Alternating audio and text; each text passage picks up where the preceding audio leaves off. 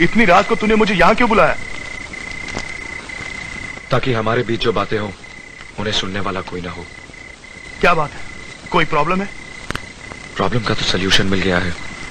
अपने बाप की बेगुनाही के सारे सबूत इकट्ठा कर लिए हैं मैंने। सच?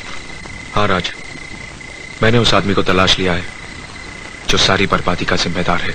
अजय, अगर एक बार वो आदमी हमारे हाथ लग जाए ना, तो तेरे पिता को सलाखों के पीछे रोकने वाली कोई ताकत नहीं हो सकती। अरे उसे तो घसीटते अदालत ले जाएंगे, जहां वो अपने गुनाह को कबूल करेगा। बोल, क्या नाम है उसका? अरे तू खामोश क्यों है? बोल ना, कौन है वो? राज,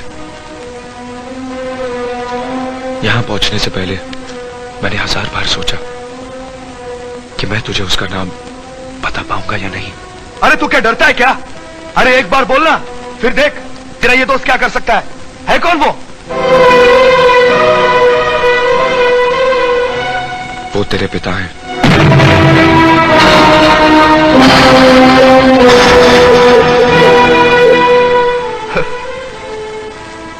छोड़ यार, लगता है तूने फिर पी ली। चल अब घर चल। मैंने कोई शराब नहीं पी। जो कुछ मैंने कहा है उसका एक एक शब्द सच है। देख अजय, मैं तेरी तकलीफ समझता हूं, लेकिन मेरे बाप पर घिनौना इल्जाम मत लगाना, समझे? राज, ये इल्जाम नहीं, सच है। हजारों बेगुनाहों की जान लेने वाला कोई और नहीं, तेरा बाप है। इसके बाद अगर एक शब्द भी बोला ना, तो मैं तुझे जान से मार डालूंगा। मुझे जान से मार देने से सच्चाई नहीं मर जाएगी राज। तेरे बाप की झूठी गवाही की वजह से मेरे बाप को उम्र कैद की सजा हुई थी। Stop it!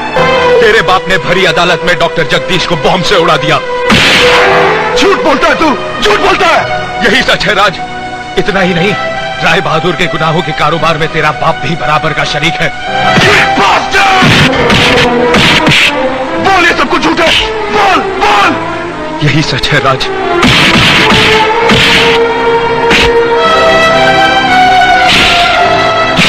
अरे तुझे मैंने अपना दोस्त नहीं, अपना भाई समझा था, और तूने मेरे बाप को।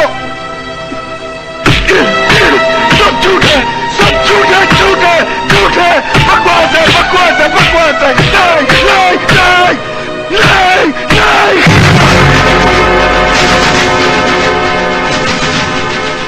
नहीं नहीं नहीं, मैं उन्हें नहीं जानता और ना ही कभी उनसे मिला हूं, लेकिन उनके बारे में सुना जरूर था, क्योंकि उनके साथ जब वो हादसा हुआ तो उसके 1 या 2 साल बाद मैंने वो हॉस्पिटल ज्वाइन किया।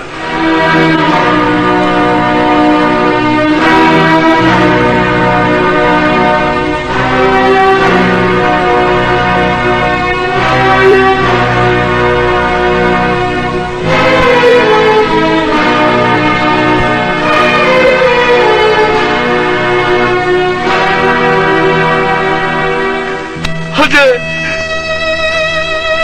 अजय, मुझे माफ कर दे अजय। अरे मैंने तेरे पे हाथ उठाया, मुझे माफ कर दे अजय।